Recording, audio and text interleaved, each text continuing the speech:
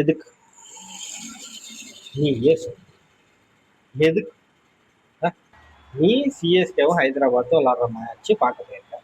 அங்க போயிட்டு இந்த 49 காமிச்சு உனக்கு என்ன கிடைச்சது? ஆர்சிபி தோத்துருச்சு, சரி. இப்ப இந்த 49 நீ காமிச்சனால உனக்கு என்ன கிடைச்சிருச்சு? நீ எதுக்கு போன?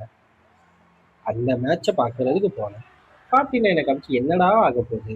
இந்த 49 காமிச்சு என்னடா பிரயோஜனம்? ஒரு பிரயோஜனமும் இல்லை. ஏன்னா நீ ஏன் இன்னைக்கு மேட்ச் தோத்துட்ட? நீ மேட்ச் ஜெயிக்க போறியா தோக்க போறியாங்கிற கவலை உனக்கு இல்லாம ஆர்சிபி தோத்துருச்சுன்னு சந்தோஷப்பட்டுட்டு கிடக்குற. உன் டீம் இங்க மண்ணா போயிட்டு கிடக்குதுடா. ஐயோ, சரி